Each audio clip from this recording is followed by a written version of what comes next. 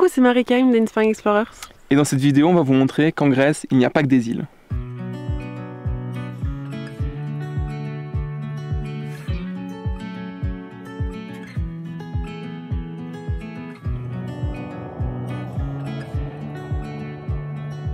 On est arrivé dans le pays de la naissance de la démocratie, des dieux grecs, de la philosophie et bien sûr de l'ouzo.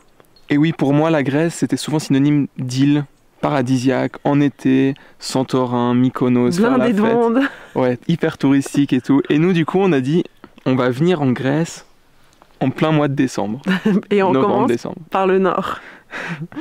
Ouais, donc vraiment tout le contraire de tout ce qu'on peut s'imaginer des îles paradisiaques. Mais du coup, on a décidé ça pour vraiment, justement, casser un peu ces clichés qu'il n'y a que des îles, qu'il n'y a rien d'autre. Et du coup, on va partir un peu plus à la découverte de l'histoire et de la Grèce continentale. Et on commence directement par un lieu qui est très particulier, qui est très mystique. Il s'agit de Météora, juste à côté de Kalabaka. Et en fait, il s'agit d'une formation rocheuse sur lesquelles ont été construits des monastères. À la base, il y en avait 24, maintenant il ne reste plus que 6. Ça a été construit autour du XIIIe siècle. Et c'est tellement impressionnant parce que vous voyez vraiment les petits escaliers par lesquels les moines montaient. C'est toujours occupé, habité par des moines, hein, mais maintenant il y a une route. Auparavant, ils montaient par des petits escaliers, des petites échelles, ils faisaient monter la nourriture par des paniers, des systèmes de poulies, etc.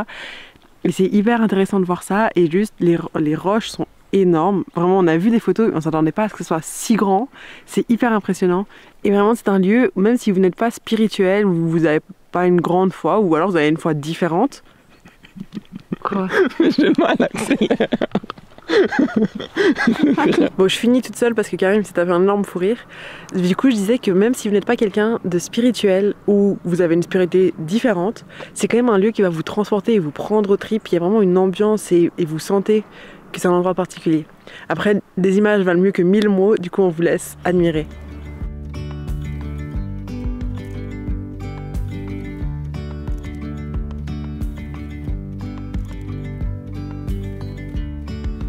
Yesterday there was sun and there was rain, beauty in the mundane. And as the light startled our eyes, we let go of disguise. And now there's something in the air and a sparkly shimmer on our skin, restoring everything within. Oh, dreamy, breezy, we go easy, easy on our tiptoes, undercover agents of the... On vient de retrouver Stan après quelques jours passés à Athènes. Du coup, on avait laissé Stan à l'aéroport pour des questions de facilité Et de sécurité et aussi. de sécurité. C'est quand même bien pratique d'avoir un parking sécurisé. On n'a pas besoin de se préoccuper si on va se le faire voler, casser, Ouais, etc. c'est clair. Et du coup, on s'est rendu à Athènes pour mon anniversaire. Donc, on a passé plusieurs jours, quasiment une semaine finalement, en ville avec des amis. Et globalement, on a quand même plutôt apprécié Athènes. Moi, j'avais déjà été une fois et j'avais pas aimé plus que ça, mais là, j'ai appris à réapprécier. En fait, ce qui est vraiment cool, c'est tous les petits bars un peu partout. Les gens sont dehors, même le soir, il faisait bon chaud. Hyper vivant. Ouais, c'est trop agréable, genre juste d'être posé en terrasse, tout le monde fait ça, c'est trop agréable. Et aussi, forcément, d'un point de vue historique. Ouais. Du coup, évidemment, on a visité l'Acropole. C'est un incontournable. On peut pas aller à Athènes sans visiter l'Acropole. Ce serait un petit peu comme aller à Paris et ne pas voir la Tour Eiffel. Il y a aussi plusieurs temples qui sont un peu éparpillés dans la ville. Il y a aussi évidemment le stade Panathénaïque, Panathénaïque. qui vaut vraiment la peine. Il y a un audio guide qui donne beaucoup d'informations. C'est hyper intéressant et vraiment super beau à voir. Et sinon, se balader, notre quartier préféré, c'était Plaka. Et évidemment, tout ce qui est autour de Monastéraki. Donc juste profiter, manger, Beaucoup buvez. manger. Nous, c'est notre problème, surtout la nourriture. On a beaucoup mangé. Je crois qu'on a pris 2 kilos chacun. Maintenant, c'est à la diète. Beyond gravel, beyond all.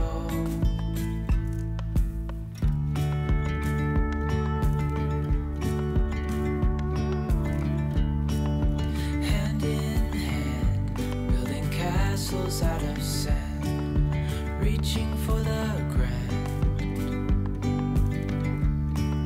As willows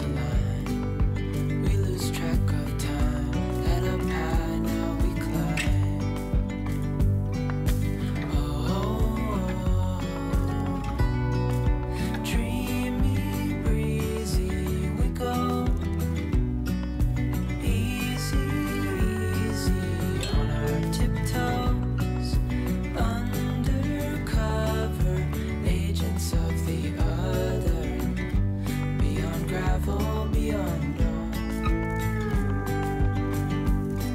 A bigger scale the world inhales.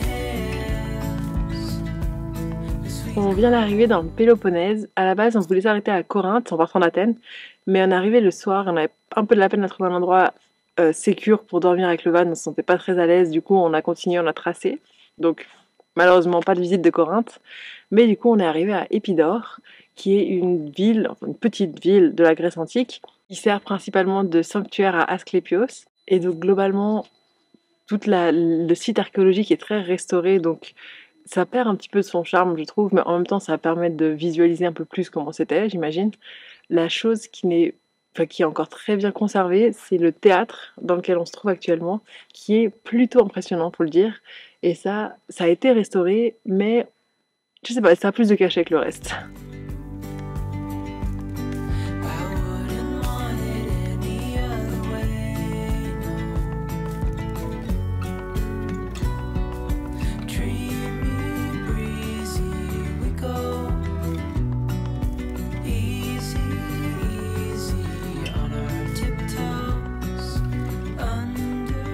On a dormi au sommet d'une montagne, sur un parking, mais le parking était en fait le parking du temple d'Apollon, qu'on vient d'aller visiter, et franchement c'est super beau, c'est hyper intéressant parce qu'en fait le temple est en pleine restauration, du coup il y a un énorme chapiteau, dont ils sont relativement fiers, qui permet en fait de protéger le temple, parce que il a quand même 2500 ans. Franchement c'est le temple qui est le plus conservé, disons, parce que la plupart des temples qu'on a visités, ils avaient été restaurés, ou alors c'était juste des bouts, par exemple pour les colonnes, c'était juste des bouts de colonnes qui étaient complété par des bouts plus récents, alors que là c'est vraiment le temple comme il était à l'époque, quasiment, évidemment il était un peu détruit, mais vraiment il est super bien conservé et il y a des travaux de restauration, du coup il est un peu protégé comme ça, et c'est vraiment hyper intéressant à voir. Par contre ce temple n'est pas sur l'axe principal des trajets habituels, donc si ça vous fait faire un détour, je suis pas sûr que ça en vaille la peine, mais si c'est pas loin d'un endroit où vous allez, franchement, allez-y.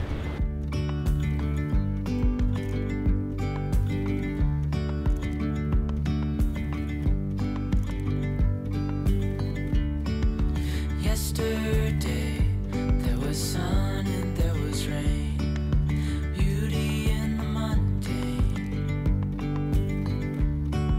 And as the light startled our eyes, we let go of disguise. Bon notre visite historique de la Grèce continue, et après le temple d'Apollon ce matin, on est arrivé à Olympie, Olympia, Olympe, je sais pas trop comment on prononce en français.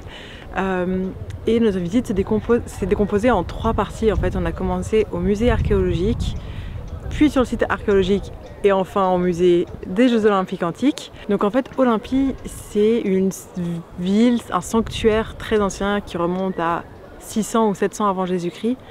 Et c'est aussi là que les Jeux Olympiques antiques ont commencé à se dérouler, et se sont déroulés pendant plus de 1000 ans. C'est du coup très intéressant parce qu'on peut voir l'avancée de l'histoire. Il y a des statues qui sont super jolies. Le site archéologique en lui-même est très abîmé forcément, mais il y a quand même encore des colonnes qui restent et des informations qui sont très intéressantes à voir. Et pour visiter ces 3 endroits, on prend un ticket unique qui coûte 6 € car on est hors saison et qui donne accès aux 3 entrées, donc c'est plutôt pas mal. Je pense qu'il faut compter une demi-journée pour tout voir à peu près, et voilà.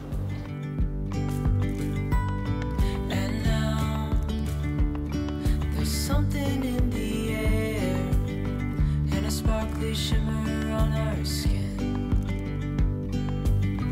restoring everything within. Oh, dreamy, breezy we go, easy, easy on our tiptoes.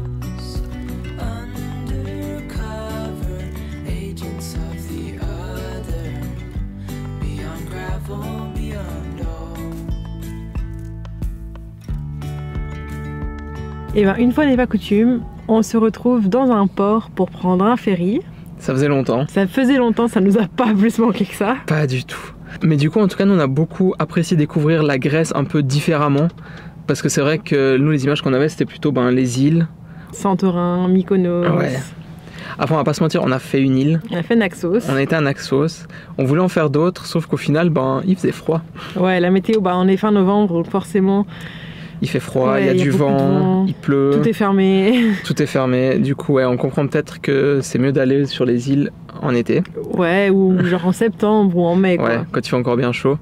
Mais je pense que ça peut aussi valoir la peine. Moi, j'y suis encore jamais allé, peut-être l'année prochaine. Peut-être l'année prochaine. On On a sait encore jamais. quelques îles qu'on a envie de voir, quand même. Ouais, c'est vrai. Peut-être pas les plus touristiques, mais en tout cas certaines autres nous font vraiment envie. Mais en tout cas, moi j'ai beaucoup aimé découvrir la Grèce comme ça, enfin, voir le côté un peu moins touristique aussi. Mhm. Moi, perso, mon gros coup de cœur en Grèce, ça a été Météora. Je pense que Ouais, c'est vrai. notre réveil au milieu de ces monastères flottants restera toujours gravé dans notre mémoire. Mais maintenant, on se réjouit de passer à notre destination finale de l'année 2022.